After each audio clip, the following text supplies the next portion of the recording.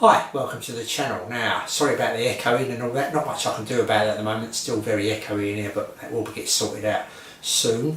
This is a two-part video. This is about a pair of KEF speakers that I kind of teased a little bit on my last video. A pair of speakers that I bought recently for £50, a local pickup, and they need a little bit of work to them. These are called the KEF Concord. They come out in 1967, I think 68. These are marked up at 68. I'll show you that in a minute. So I've got these speakers. Needed a bit of work. The cabinets are pretty knackered in a way. Had lots of marks on them and that. There's a few pictures there I'm going to show you of how I got them. And there was even worse than that because I took a picture of one side and typical, it weren't the side that was the worst. There was another side that was worse than that. So there's a few pictures of them there. And with these Concords, I've got a pair of these JPW stands. These are the MS1 stands. They weigh quite a bit. They're in a bit of a rough shape. They could do with a spray or something like that. A little bit of a clean, but they come with it as well. I forgot all about it when I went and picked it up. Just about got these. Just made enough room in the car to get these in because I've not got a lot of room with the boot and buggies and everything else in there. And then the bloke came out and said, don't forget the stands. I thought, oh my god, so I got the stands with it as well. So for £50, he wasn't too sure if they're working properly or not. Kind of thing you do sometimes when you buy some stuff, you kind of just think, well, I'll take a bit of a chance and fingers crossed they will be working. Well, I did quickly try them out, but just before I did try them out, I just want to show you something here. I took the fronts off. The bloke never took the fronts off. These kind of clip on with these four clips here. And this normally has got a piece of, here it is, it's got this metal grill on the front that was getting a bit tatty as well. It's got a few dents in which I'm going to bang out, but it had this metal grill on the front like so. If I get a bit cack-handed here. So that's how they went inside, but there was one more bit missing because when I took this out, all there was caked in the bottom of it was a load of disintegrated sponge. So this would have had an acoustic sponge on the front. And I'm guessing by when I took bits out, when I did take bits out, it's about 5mm thick. So that's something I've got to get. Yeah, so that pretty much disintegrated into just powder. So I clear all that up and everything. So obviously the bloke had the front off because he did have the front off. Most of that wouldn't have been there. It would have fell out with the speaker. So he did have the front off. He didn't try them out. I think there was his dad's and his dad had passed away, etc. So yeah, so I got them cleaned up a bit. Like I say, the front of that was all tatty and everything else.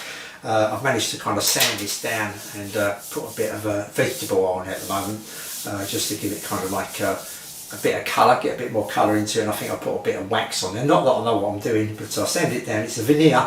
I sand it down, pretty much the same with the cabinet as well. That's all been, without knocking everything flying on the floor, that's all been sanded down. And some vegetable oil put on that. I will put some wax, and that's not come out so bad. You know, it's not 100%. It's not like a brand new speaker. I don't want it like a brand new speaker. It's got to have a little bit of character to it.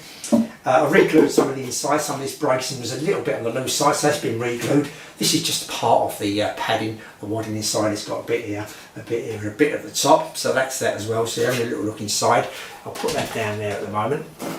So anyway, I quickly turned them on just to give them a test. And one speaker, the first speaker I plugged in and turned over the old balance control, seemed to work fine. I thought, you know, the tweeter's working and the main driver's working, so that's good news. Of course, panned it over to the other speaker and it sounded a little bit more bassy than the other speaker, and then straight away you knew the tweeter had packed up. So this is the tweeter they used. It's KEF's first tweeter apparently. It's a bit of a tweeter, mid-range kind of unit. It looks a bit, you could do a little bit of a clean with it. I will take this off and give it a bit of a clean, but this one worked fine. This tweeter, their very first tweeter, called the called the T15, I think it's called, tweeter. I don't know a great deal about it. I'm no expert here. I'm just telling you what come with it. So that's that one. I looked at the other tweeter. I measured the resistance of the other tweeter, just in case it was something to do with the crossover or something like that.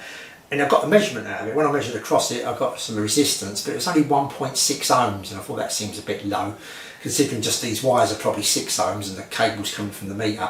Just that bit of the wire is probably 0.6. In other words, the tweeter was 1 ohm, which didn't sound right. So I measured the other tweeter and it measured 7 ohms, so I knew something was wrong. I did try a battery across to try and get some noise out of it, no noise at all. So I decided to maybe take it apart. I didn't want to put it back in the speaker, turn the amp up and move the amp or anything like that.